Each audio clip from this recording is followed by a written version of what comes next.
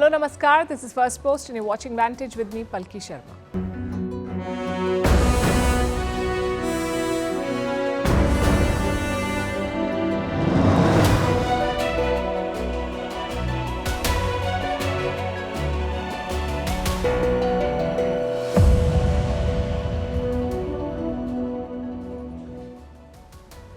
Russian President Vladimir Putin is in Beijing.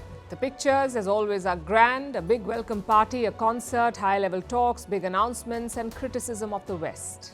It won't be an exaggeration to say that Xi Jinping has become Putin's most important global partner. Tonight, as we track this relationship, we'll also discuss what it means for India. When your top defense supplier is best friends with your biggest enemy, what should you do? Meanwhile, in Israel, a divide in Netanyahu's cabinet with his defense minister attacking him. What is the post-war plan for Gaza? Netanyahu doesn't want to discuss, but the Arab League is meeting to push for a Palestinian state. In Slovakia, the Prime Minister survives an assassination attempt, but why was he attacked and by whom? We will tell you. In Taiwan, China's military buildup continues. 45 Chinese jets, 7 warships and counting. We'll tell you what's going on there. In New Caledonia, France declares an emergency and bans TikTok. The European Union that lectured India on internet shutdowns has not said a word. In the AI race, Apple is lagging behind while competitors launch AI assistants. Apple is launching a new iPad. Why Pakistani leaders keep praising India but refuse to take lessons from it. Why New Yorkers are building hidden panic rooms. Do they know something that we don't? And what is India's silver economy? The business of senior living is booming. All this and more coming up. The headlines first. As tensions rise in the South China Sea, Beijing says coast guards can detain trespassers for 60 days without a trial. This comes amid confrontations between China and the Philippines over the Scarborough Shoal. Both Beijing and Manila claim the China-controlled shoal. The Indian Supreme Court curtails the powers of the Enforcement Directorate or ED in money laundering cases. It says the probe agency cannot arrest an accused after a special court has taken cognizance of the case. To arrest such an offender, the ED would need the court's approval. Serbia leases the army headquarters bombed by NATO to Donald Trump's son-in-law. In 1999, US-led NATO strikes bombed the former Yugoslav army headquarters in Belgrade. The project has ruffled feathers in Serbia. Reports say Jared Kushner plans to build a luxury hotel at this site. Don't talk about gender in schools, says the Rishi Sunak government, as England gets set to ban gender identity teaching. The proposal by the Sunak government aims to stop gender ideology. It also calls for banning sex education for children under the age of 9. And former Indian captain and coach Anil Kumble speaks to Firstpost. The legendary spinner backs changing the rules of T20 cricket, says batters have an unfair advantage. It's a Firstpost exclusive. Some games have become like book cricket. You open the book we used to play as a kid in with friends. So it's become like that. So and sometimes the zero is taken away from the book.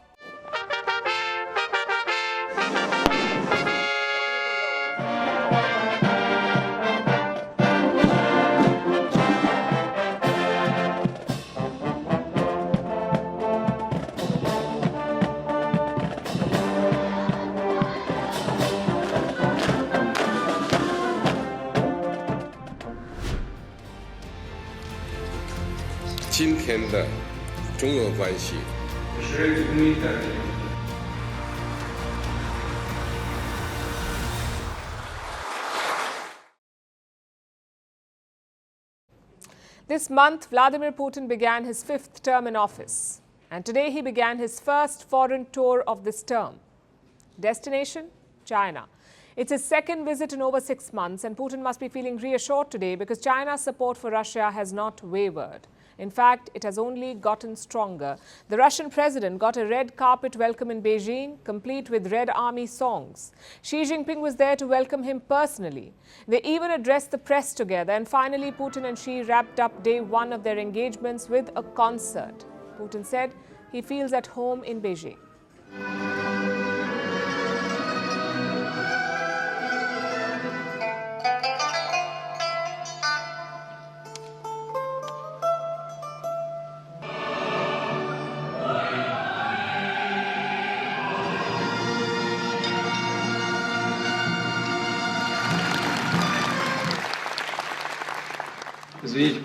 Excuse me please for speaking too long and not letting the translator to translate.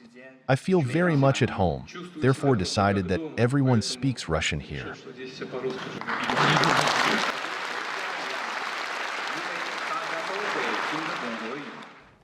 Great optics. Now let's talk about the business.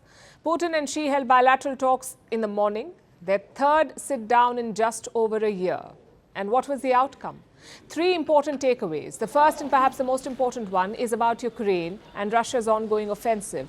China and Russia appear to be on the same page here. Reports say Putin briefed Xi Jinping about the war. He's on strong footing in Ukraine right now. Russian forces have made gains, especially in Kharkiv. Recently, Ukraine had to pull back troops from there. So Russia has the upper hand and China wants Putin to capitalize. Both sides agreed that a political solution to the Ukraine crisis is the right direction. China hopes for the early return of Europe to peace and stability and will continue to play a constructive role toward this. Xi Jinping thinks it's a good time for truce, a political solution to end the war and a solution that China wants to help negotiate. They have Putin's support in this. The Russian president says he's ready for a political solution and he thanked Xi Jinping for his support. We are grateful to the Chinese friends and colleagues for the initiatives they put forward to solve this problem. Russia has the momentum on the battlefield, so in theory they can extract better terms. But will Kiev agree? It's unlikely. Ukraine will push back against making any concessions to Russia. Plus, they're expecting fresh military aid from the West soon, so a political solution may have to wait.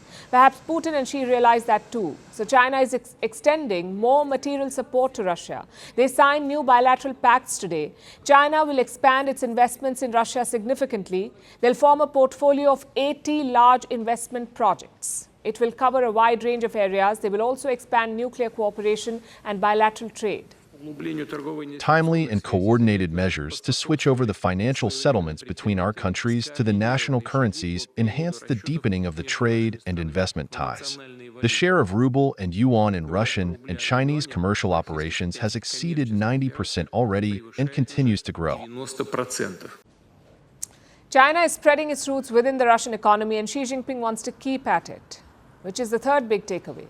Putin and Xi signed a joint declaration today. It takes a direct aim at their common enemy, the West. It calls for a reform of the international system and a multipolar global order, one where Moscow and Beijing can play a quote-unquote balancing role. That's what they call it. The declaration also calls the US destructive and hostile. Xi Jinping said that Russia and China will deepen ties as good neighbors, good friends, and good partners. I am willing to work together with Mr. President to jointly steer the direction of bilateral relations and make new plans and arrangements for the development of cooperation in various fields between the two countries.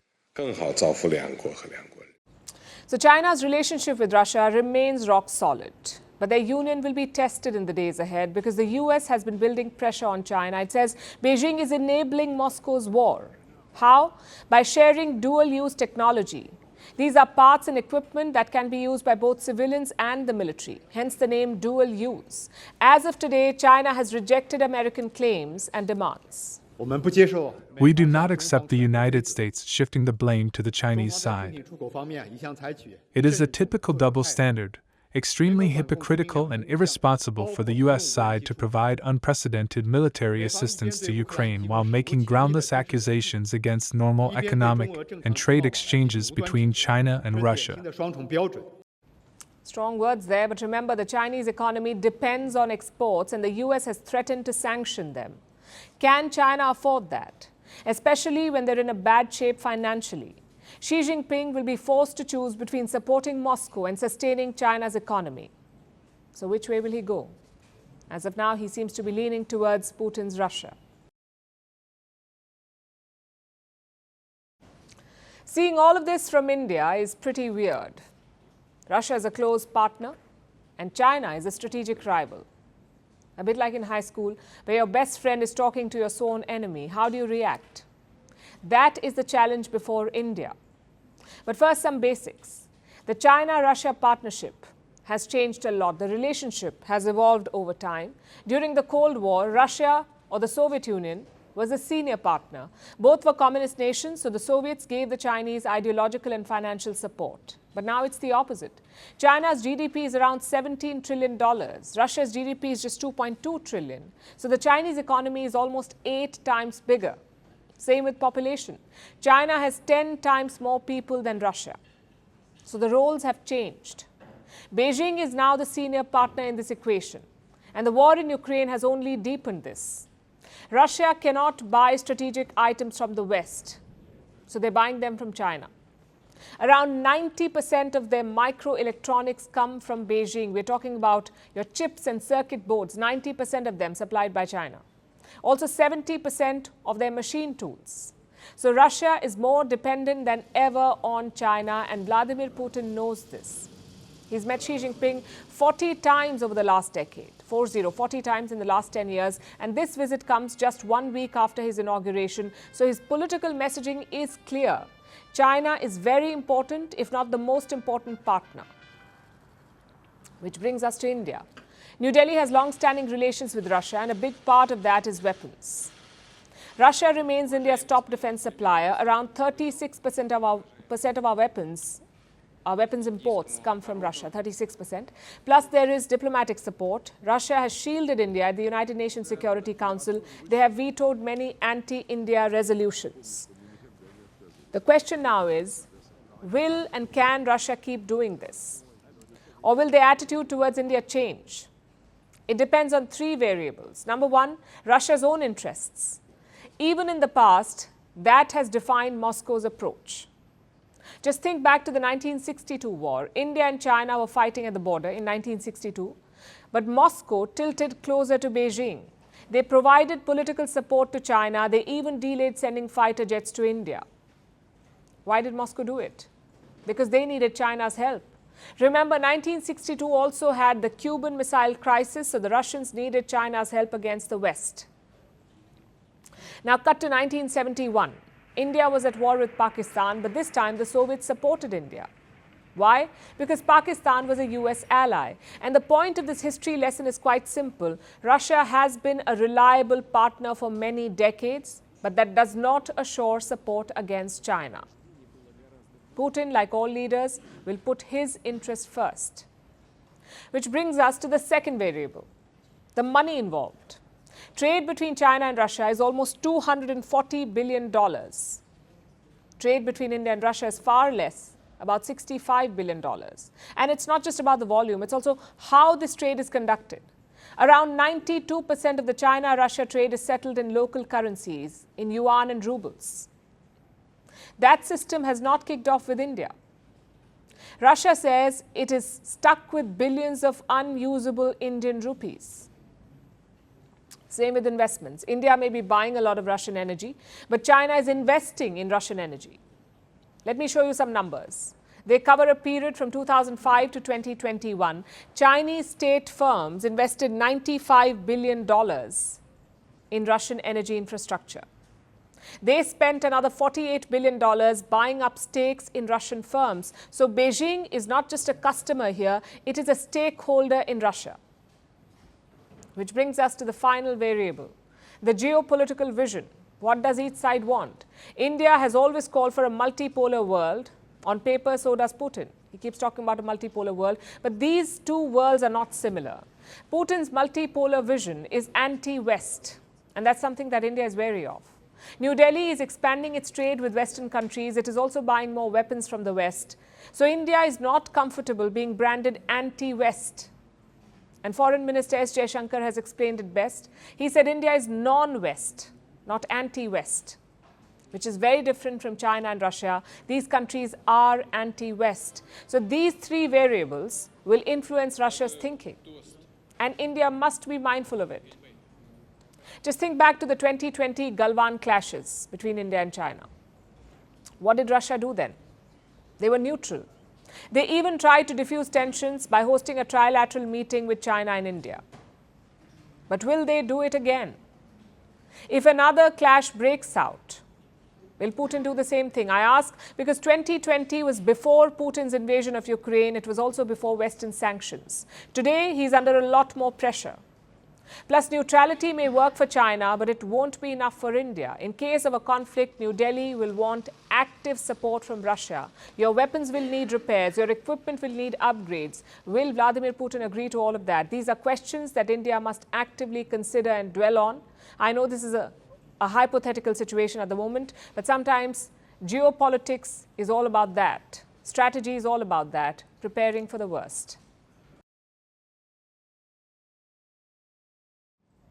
But guess who's not preparing for the worst? Israel's Prime Minister Benjamin Netanyahu. Forget the worst, it's like he's not prepared at all. Netanyahu is yet to spell out his plan for Gaza, his post-war plan. So his cabinet members are unhappy, especially his defense minister, Yoav Gallant. He says Israel must not avoid this issue. Apparently, Gallant had proposed a plan back in October. First, Hamas would be defeated, then a local civilian administration would be set up, a bit like in the West Bank. But Gallant says his proposal is being ignored. He also rejected the idea that Israel's military could rule Gaza. Now, these are all big statements. It's a direct attack on Netanyahu's leadership by his own defense minister. So naturally, the prime minister has responded. He says, we'll deal with Hamas first. We'll discuss the day after later. Since October, I have been raising this issue consistently in the cabinet and have received no response. The end of the military campaign must come together with political action. The day after Hamas will only be achieved with Palestinian entities taking control of Gaza, accompanied by international actors, establishing a governing alternative to Hamas rule. Until it is clear that Hamas does not control Gaza militarily, nobody will be prepared to take upon himself the civil management of Gaza out of fear for their lives. Therefore, all the talk about the day after, while Hamas remains intact, will remain mere words devoid of content. It's a clear rift in Israel's cabinet. But what has caused this rift? Is it Gallant's sudden desire for peace? Highly unlikely. This is a man who called Palestinians human animals. I don't think he's feeling moral urges now. Chances are it's something else. One reason could be strategy. Israel is pushing deeper into Rafah, but without a plan, their military could get stuck. They may defeat the Hamas, but they could face an insurgency after that. Even the U.S. National Security Advisor has warned of this. They reflect his commitment to getting an outcome in Gaza and across the broader Middle East that protects Israel's future security and paves the way for a future of dignity and security for the Palestinian people as well, rather than Israel getting mired in a counterinsurgency campaign that never ends and ultimately saps Israel's strength and vitality. It's common military strategy. Always have an exit plan. If you don't, you could get bogged down. Just look at what happened to the Americans in Afghanistan. Victory followed by insurgency. Israel's army could be headed the same way. Reports say the military top brass is worried about this, so that's one reason for Gallant's rebellion. Another reason is politics. Gallant may belong to Netanyahu's Likud party, but they do not see eye to eye. In 2011, Gallant was a general in Israel's army. He was poised to become the army chief, but Netanyahu cancelled the appointment. Gallant was accused of using public land for personal use, so his dream of leading the Israeli army was squashed. Later, he turned to politics. He became the defense minister in 2022, and soon he clashed with Netanyahu again.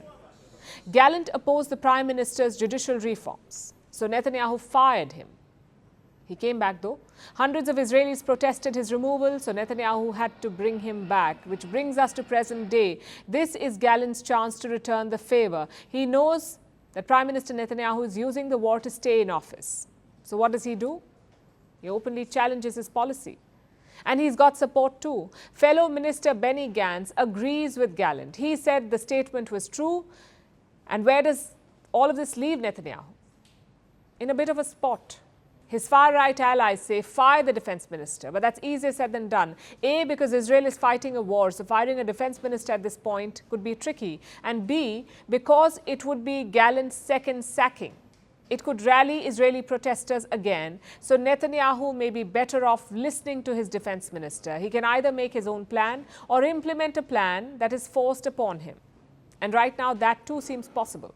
A very important meeting is being held in Bahrain, a summit of the Arab League.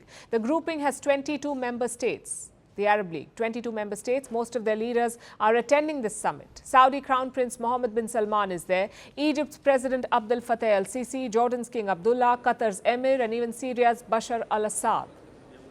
They're all present. While opening the summit, they made an important demand, a peace conference for Gaza, one that would lead to the two-state solution. We call for an international conference for peace in the Middle East and the support for a full recognition of the Palestinian state and the acceptance of its membership in the United Nations. How would this work? These talks will be overseen by the United Nations, but the plan is to hold them in Bahrain. It's a country that recognizes Israel, so even Israeli leaders should be able to attend. But will they? That depends on the pressure. The United Nations General Assembly passed a resolution last week. It demanded UN membership for Palestine. More than 140 nations backed that resolution. Only 9 voted against.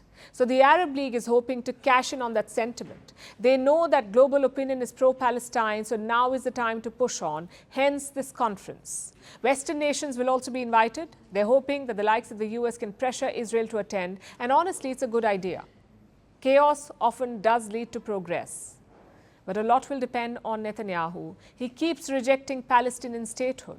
Even this week, he said it would be like rewarding terrorists. Unless Israel budges, no conference can make a difference. Our next story is from Europe, from the Central European nation of Slovakia. There was an assassination attempt in Slovakia yesterday. The target was their Prime Minister, Robert Fico. Fico was shot 5 times at close range. The following images might be disturbing for some of you.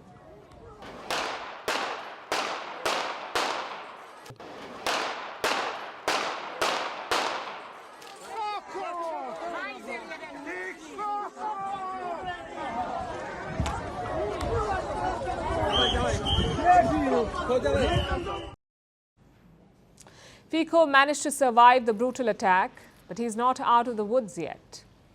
So who is Fico?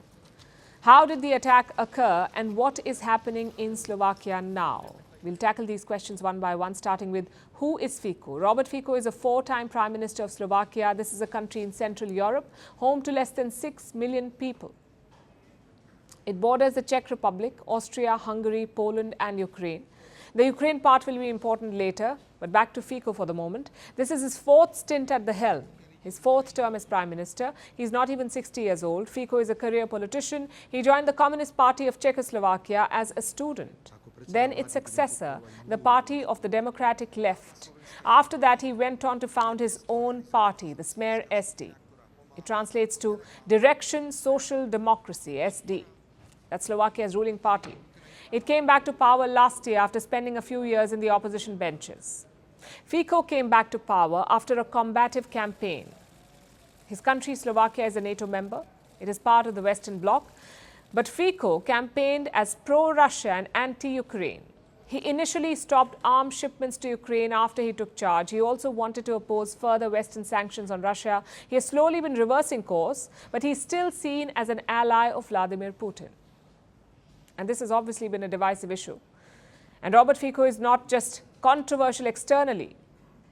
There have been domestic issues as well. He wanted to abolish a special prosecutor's office, an anti-corruption prosecutor. This led to outrage and accusations of graft. Fico also wanted to rein in the media, expand his control over Slovakia's national broadcaster, and this was considered a threat to the free press. So tensions have been on the boil, both external and internal, and it seems the polarization has finally erupted into yesterday's assassination attempt.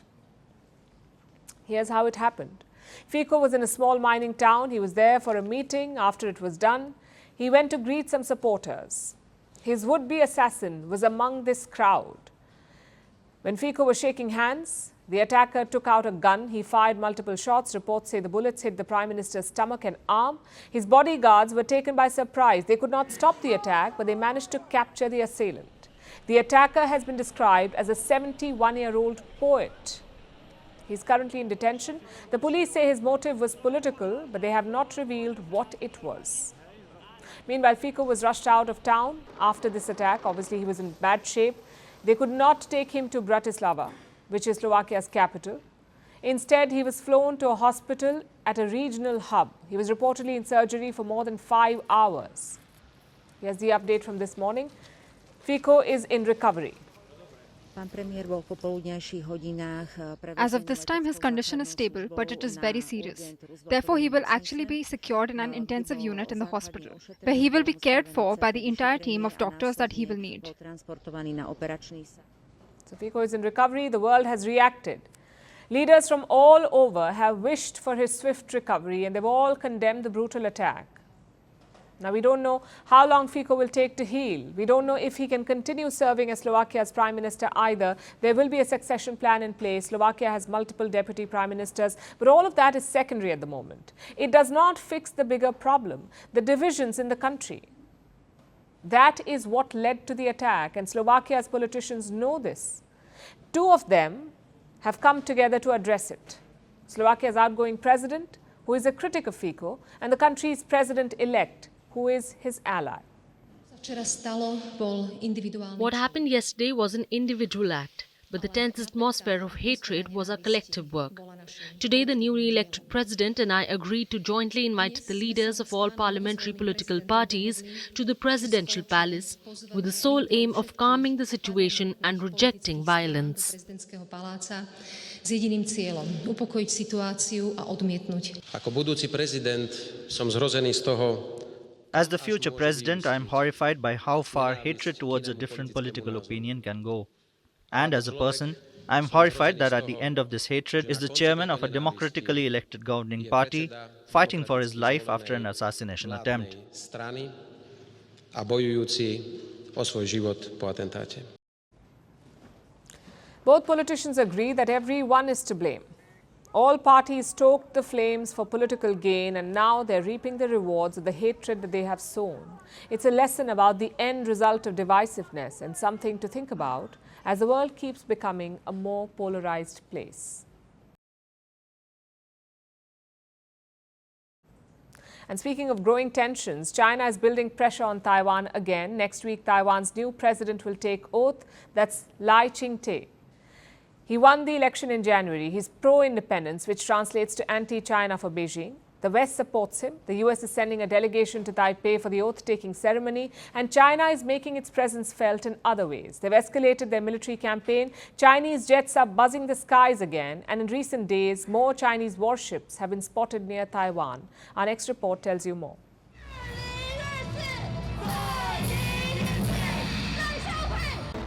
Taiwan's new president will take oath on Monday.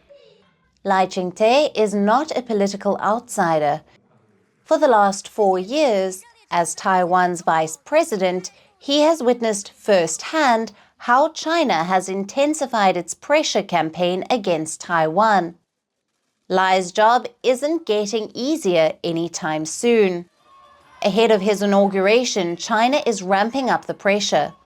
In recent days, dozens of Chinese vessels and jets have made their presence known near Taiwan. Yesterday alone, Taipei detected some 45 Chinese aircraft flying over its skies. There were Chinese ships in the waters too. At least 6 Chinese vessels from the Chinese Navy were in the island's vicinity. Taipei was expecting a surge in Chinese activity ahead of the inauguration. When Lai's victory was announced to the world in January, Beijing didn't waste any time in letting its displeasure be known.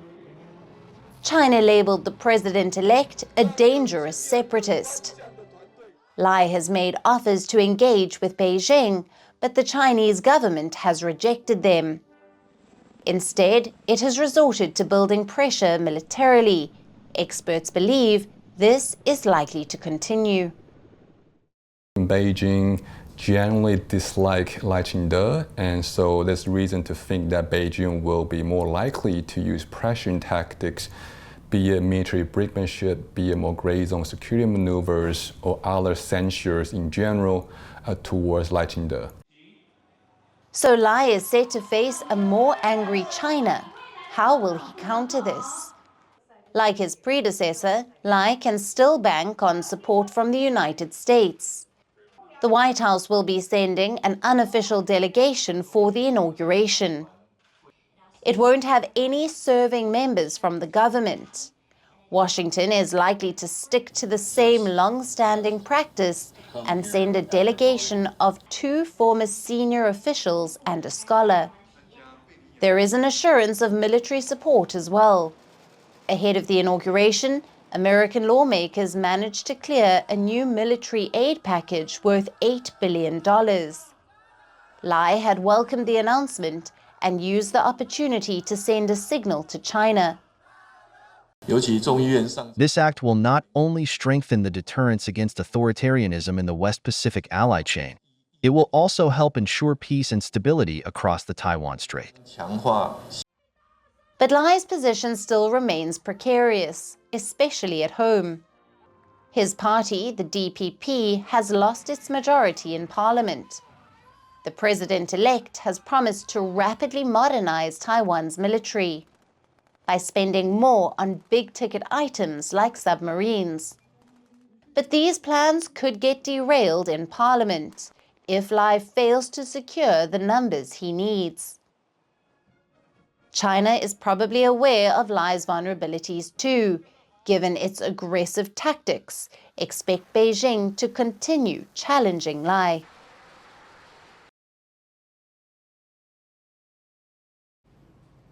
There's trouble in French paradise. I'm talking about New Caledonia. It's an island in the South Pacific, but it's ruled by France. And right now, the whole place is a battlefield.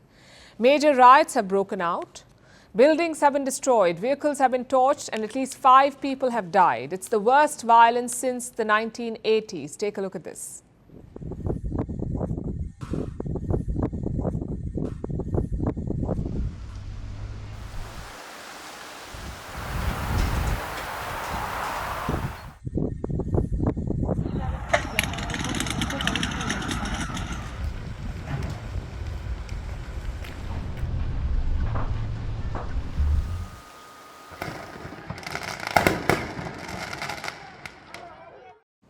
So what led to this? A new voting law. Around 40% of this island's population is Kanak. They are indigenous to New Caledonia.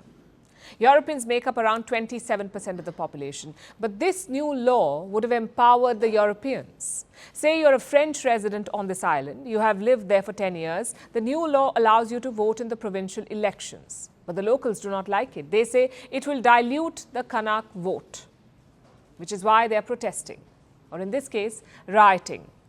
And what is Paris doing to control the situation? President Emmanuel Macron chaired a Defense Council meeting. He also imposed a state of emergency.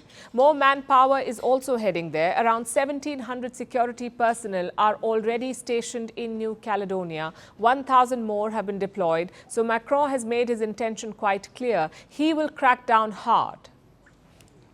But one of his policies has raised eyebrows. A ban on TikTok. And no, I do not mean a social media ban, I mean only a TikTok ban. This app has been blocked across New Caledonia. Why? Because Paris says rioters are using TikTok to plan gatherings, to share slogans and to amplify the chaos. Has this ever happened before? French media says it hasn't. They say it's the first social media ban in Europe, but Macron has talked about it in the past. Last year, protests had broken out across France. The trigger was a police killing. A young boy of Algerian descent was shot by a cop. And that too during a traffic check. So thousands of protesters flooded France. Back then, Macron hinted at a social media ban. He said, when things get out of hand, social media must be cut off. And he's done exactly that. But is it legal? Well, brace for a surprise. European Union laws do allow for social media bans. Just one condition though. It can only be done during a riot. And this raises 2 important questions. One, why just TikTok? Can violence not spread via X or via Facebook? And 2, why isn't anyone criticizing this? The first question does not really have an answer. Paris won't say why only TikTok has been banned, but their interior minister did drop a hint. He says there is quote-unquote foreign interference in New Caledonia. By whom? Apparently Azerbaijan and Russia. They've given no proof or reasoning for this allegation. But now to the second question. Where is the outrage? And we are not saying there should be outrage. After all, riots and protests are volatile situations. The last thing you need is social media rhetoric. But that's not the issue here. The issue here is the double standard. When other countries ban social media, there is outrage. And the EU is among the first to criticize. Just consider what happened in India's Manipur. Ethnic violence had gripped the state, so internet was shut down for a while. And what did the EU Parliament do? Pass a resolution against it. They asked India to end the internet shutdown. Will they do the same for France? Not from the looks of it. And this is not a one-off case. This is consistent Western behavior. We saw what happened in American colleges, a brutal crackdown on protesting students. Did anyone in the West criticize it? No, they did not. In fact, some governments in Europe copied American techniques and they too started cracking down. But if the same had happened in Asia or Africa, the story would have been very different. And do not get us wrong, we are not criticizing the TikTok ban per se. Sometimes governments do not have an option. They must put security first. We are criticizing the hypocrisy of it. A French minister blames Azerbaijan for the riots in New Caledonia and no one bats an eyelid. But if India accused foreign-based separatists, all hell breaks loose. It's all fairy tales and speculation. So I guess the mask is coming down. The events of the last few weeks have made one thing clear. The West is no one to lecture.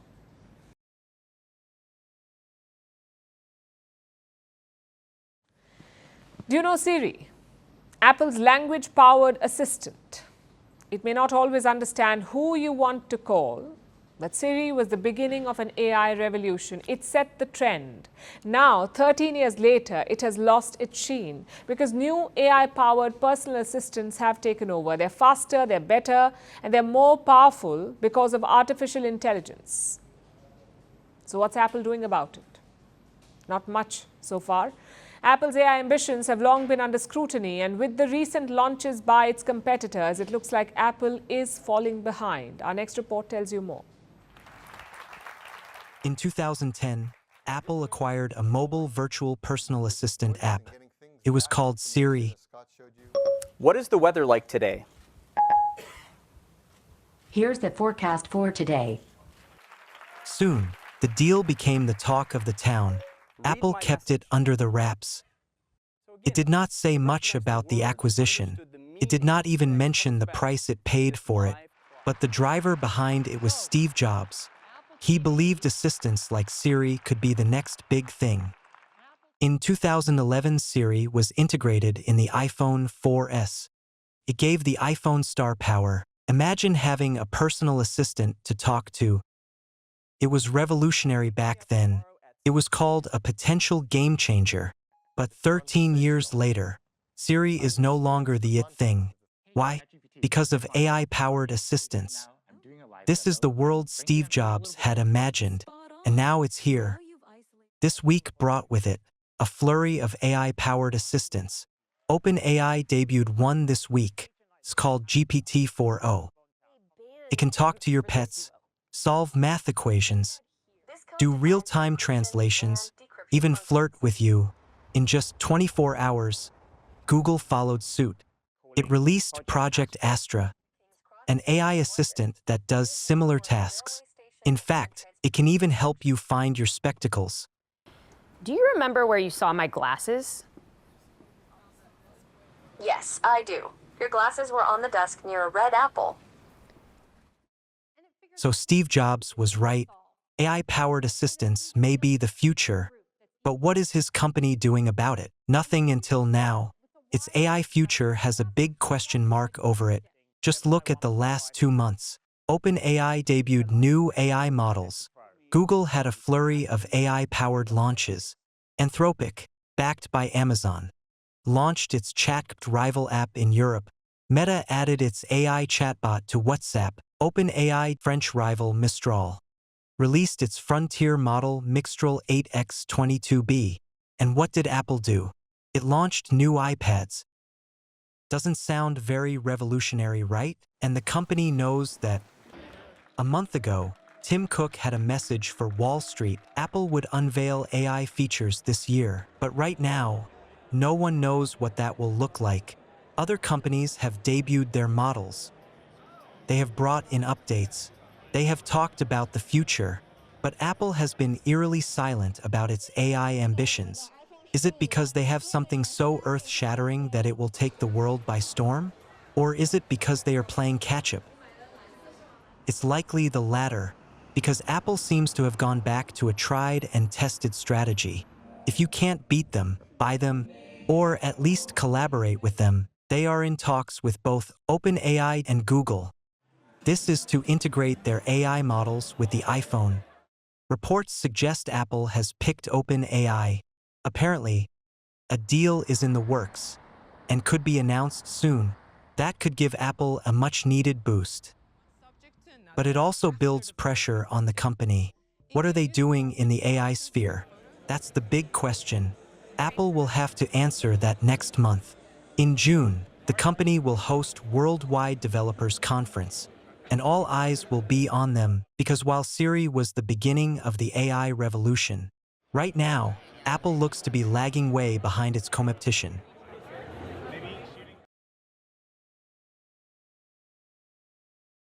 Now let's look at Pakistan. As usual, there are sounds coming from India's noisy neighbor.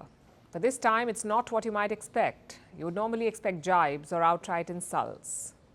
That is not the case today. Instead, it is praise from a Pakistani member of parliament. His name is Syed Mustafa Kamal. Listen to what he said. एक ही screen पर एक खबर है कि India चांद पर चला गया और उसके 2 सेकंड के बाद खबर है कि कराची में किसी गटर का ढक्कन ना होने की वजह से बच्चा गिर गया मर गया. Yes, a Pakistani MP has praised India. He highlighted the contrast between the two countries and used India's example to chastise Pakistan, to criticize his country's lack of progress. And while this situation is relatively rare, it's not really unheard of. It happens from time to time. Pakistani politicians praising India. It does happen. A few weeks ago, it was another MP, Fazlur Rahman. आज वो दुनिया की super ताकत बनने के ख्वाब देख रहा है और हम दिवालियापन से बचने के लिए भीख मांग रहे हैं. Again, India was cited as a country doing things correctly, while Pakistan was rebuked as having got it all wrong. And it's Pakistani MPs who are saying this. Now, perhaps some of you are not convinced. Perhaps these are opposition politicians who are only saying all of this to corner the government. Well, even the people at the top acknowledge that India is miles ahead of Pakistan. हमारे इर्द गिर्द के ममालिक चांद पे पहुंच गए हैं और अभी हम जमीन से नहीं उठ रहे. That was Nawaz Sharif, former Prime Minister of Pakistan, brother of the current Prime Minister Shehbaz Sharif and the leader of Pakistan's ruling party. Nawaz Sharif isn't just saying this to criticize the government, he is the government. Well, a part of it anyway. So what does he have to gain by praising India at Pakistan's expense? And it's not just Nawaz Sharif who has done this. Listen to another former Pakistani Prime Minister. किसी super power की जुर्रत नहीं है कि वहाँ ये भी तस्वर कर दें कि जनाब वो यही कह दें कि जनाब अपने फॉरेन रिलेशन में वो कहें जो हम कह रहे हैं. अब देख रहे हैं वो रूसियों से हालांकि सारी सैंक्शंस लगी हुई हैं वो कह रहे हैं जी हम तेल इंपोर्ट करते हैं हमारे लोगों की बेहतरी है. As you can see, there is admiration. All of these politicians want their country to follow India's example, perhaps begrudgingly so, but Pakistanis do accept that India is miles ahead. But do they understand how it happened? Both got independence at the same time, within hours of each other, but one has gone to the moon, the other is struggling to get off the ground. Their words. Well, there are multiple studies that have looked into this, and they all say pretty much the same thing. The military began to dominate the political space. Military always looming in the background. Support of military dictators. Every report you look at, there's a camouflaged elephant in the room, an establishment which has been siphoning off money for years, taking it from the people of Pakistan, over 20% of the entire government budget in some years, going to the military. The people of Pakistan know this, but they are stuck with an established pipeline to poverty. But once in a while, because they cannot question the powers that be, Pakistanis will accidentally do the next best thing. Very rarely, they will open their eyes and look across the border and lament the life that could have been.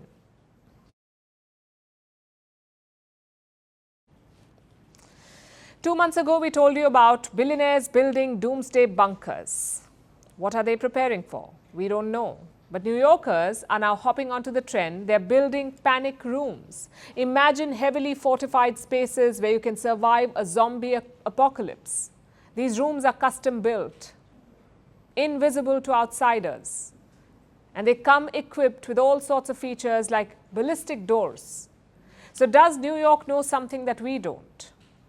Our next report tells you what this is all about. New Yorkers are on a spending spree. But forget the latest iPhone or a Stanley Cup. The Big Apple's hottest accessory right now is this: panic rooms. They are heavily fortified safe spaces, and currently they are all the rage in New York. The starting price is around $50,000. These rooms are custom built. They come with electrified doorknobs, ballistic doors, facial recognition, food and water supplies, medical kits, and more. Basically, you can survive a zombie apocalypse in there. While the starting price for a custom panic room is around $50,000, it can go up to $1 million. But the key is secrecy. They are built in a way that they blend in seamlessly. Whether it's a Manhattan penthouse or brownstones, these panic rooms are invisible to most. They are usually hidden behind bookshelves, fireplaces, mirrors, or even blank walls. There are cheaper versions too, like $1,000 for a hidden door behind a book cabinet. So what are New Yorkers preparing for? Did the Avengers give them a heads up about some doomsday event? Well, not really. All this fortification is actually for a simple reason: rising crime rate. Most New Yorkers believe it has spiked since 2020. They are scared of political unrest, rising number of migrants, and national turmoil. And it's not just New York. It's the same across most of America. 3/4 of all Americans believe crime has gone up in the country. But do the numbers say the same? Let's look at New York. Crime actually fell in the city last year. Overall crime is down by 4.1%. So contrary to popular belief, it's not rising. New York has fewer gun homicides per capita than the national average. Murder, shootings, rape, robbery, and grand larceny, these crime rates are all down. But there are some exceptions, like crime rate in subways. It is up 13% since the start of this year. Hate crimes, too, are on the rise. Regardless, New Yorkers are spooked, and it's not new. Doomsday prepping has long been a favorite hobby for many. It was once a conspiracy theory, but now Americans are embracing it like nothing else. From 2022 to 2023, US citizens spent $11 billion on survival items. So if you thought it was just billionaires building doomsday bunkers, then think again. This could be the nightmare that's keeping the city that never sleeps awake.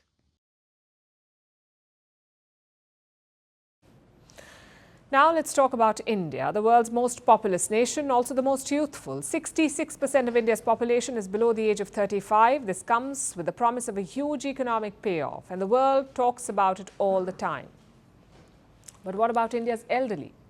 They rarely get a mention, which is surprising, because India is also home to more than 150 million elderly people, and they're quietly fueling a so-called silver economy.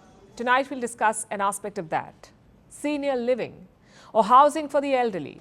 Traditionally, aging members in India stay with their families. Children look after parents in their twilight years. But times are slowly changing.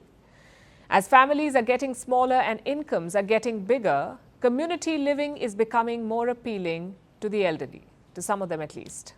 They're increasingly moving to living centers, which come in all shapes and sizes, from apartments to villas. They offer day-to-day facilities, medical care and social bonding opportunities. Also important additions like anti-skid flooring and elderly-friendly bathrooms. For residents who want more independence, there are retirement homes. For those who want a greater level of support, there are nursing homes or assisted living centers. Senior living is like a housing buffet, and it is slowly gaining acceptance and popularity. With that, it is also boosting the economy. Today, the senior living market is worth about $3 billion. And remember, India's older population is only rising.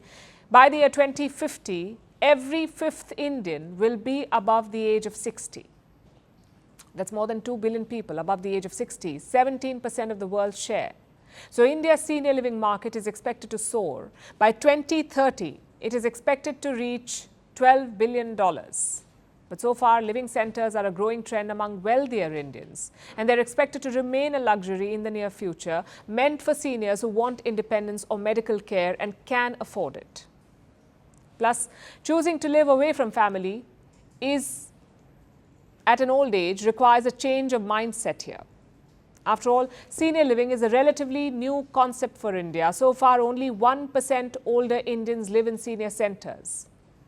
But that is not the case for all countries. This is a stark contrast compared to countries like the UK or Australia and the US. In fact, retirement homes are a hit in most European countries where it is common for aging parents and other elderly members to live independently. It's good that aged care homes exist. If there were no aged care homes, I don't know how we could welcome the elderly, house them, and take care of them.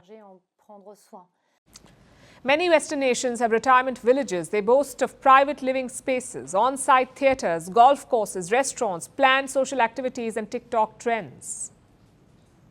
Meanwhile, other countries are catching up, especially in Asia, like Japan and Singapore. They're heavily investing in apartments for the elderly. These complexes come with social and health facilities. Most societies are buying into the need for this change, but some are discovering that it's easier said than done, like the Ivory Coast. This African nation opened its first retirement home in 2023. For months, it remained devoid of residents because the elderly there traditionally rely on their family members to look after them. When you've had children, they have to look after you until the day you go. It makes sense, but sometimes requiring special care is not just about the residents. It is also about their caregivers. What I can do at home, I can't do at a retirement house. I want to see my daughter, who looks after me. She makes my coffee, gives me food, washes my clothes. Why am I going to tire myself out by going to a retirement home? Sometimes I have to travel, but I can't. I'm always forced to stay because of her medication, so I miss out on a lot of things because of her. It's tiring. Sometimes everything gets on your nerves. I leave her, I go out, and then after a while I return to look after her. My conscience tells me she's my mum after all.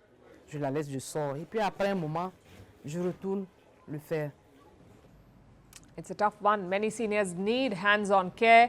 It can take a physical and mental toll on families, and research proves this. Taking care of a loved one full-time or even part-time comes with a lot of stress, also higher levels of depression and anxiety, physical problems, and worse immune function. This compromises their ability to provide care. So sometimes senior living is the right decision for families. It is not about wellness, but well-being. That said, at the end of the day, it is a personal choice. If it works for you, it's an option. If not, it can sound like a life sentence. And now it's time for Vantage Shots, images that tell the story. In Switzerland, an artist draws a giant eco-friendly fresco of a child to highlight the plight of migrants. In Hong Kong, the Bun Festival returns as participants scramble up a 46-feet-high tower covered in plastic buns. And German archaeologists discover a 6,800-year-old skeleton during evacuation. Finally, we're taking you back in history. On this day in 1929, the first Academy Awards took place. Around 10 years later, it became the Oscars. Apparently, the new name came from an Academy executive director. She said the award looked like her uncle Oscar. And since then, it's been called the Oscars. Leaving you on that note, thanks for watching. We will see you tomorrow.